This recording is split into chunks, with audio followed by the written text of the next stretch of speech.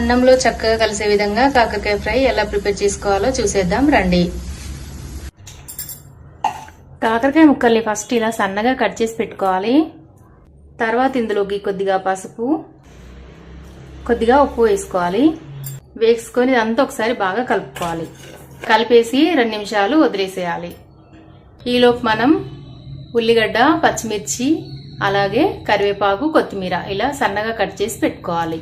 కావాలి అంటే ఇలా ఒక ఎల్లిగడ్డ, తెల్లగడ్డ అంటారు కదా, ఇలా ఎల్లిగడ్డను తీసుకొని మంచిగా ఇలా పేస్ట్ లాగా దంచుకోండి. మెత్తగా ఉండాలి, కచ్చపచ్చగా కాకుండా మంచి మెత్తగా దంచుకోవాలి. అప్పుడే మనకి కాకరకాయ ఫ్రై గ్రేవీ లాగా చాలా బాగా వస్తుంది. ఇప్పుడు ఈ కాకరకాయ ముక్కల్ని కాస్త చేతితో చక్కగా ఇలా నలిపేసేయాలి. కాస్త ఇలా మెదిపేసి కొంచెం ఇలా అంటే మనకి రసం అంతా పోతుందన్నమాట.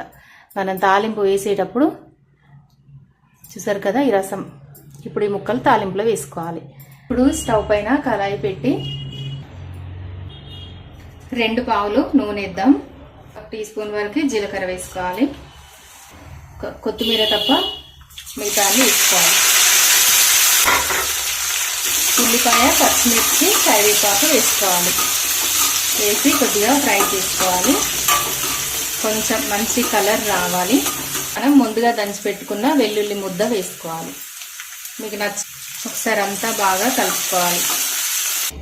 ఇప్పుడు ఇందులో పసుపు వేసుకుందాం. పసుపులో మంచిగా నానినాయి. సో వీటిని ఏం చేయాలంటే ఇప్పుడు ఇలా రసం తీసి అందులో వేసుకోవాలి. అప్పుడే చేదు లేకుండా కాకరకాయ ఫ్రై చాలా గ్రేవీతో, మంచి గ్రేవీతో కర్రీ మనకి రెడీ అయిపోతుంది.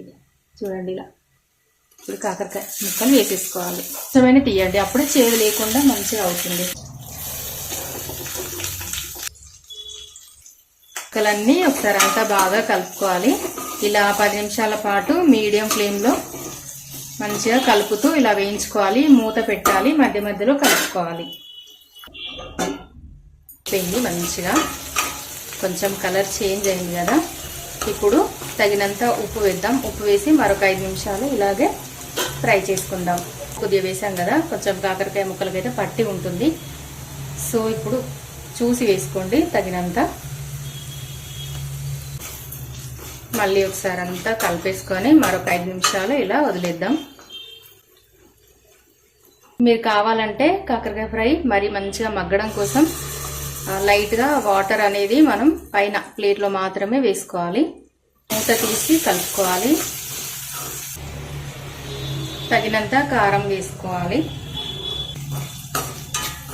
సో చూసి రండి, మనకి బాగా పొడి పొడిగా కాకుండా చక్కగా గ్రేవీ లాగా మనకి కాకరకాయ ఫ్రై అయితే. ఇప్పుడు ఇందులో కొంచెం ధనియా పౌడర్, చిటికెడు గరం మసాలా, కొంచెం కొత్తిమీర, ఇంతేనండి. ఒకసారి కలిపేసుకుంటే మన కాకరకాయ ఫ్రై రెడీ అయిపోయిందండి. నచ్చితే లైక్ చేసి సబ్స్క్రైబ్ చేయండి.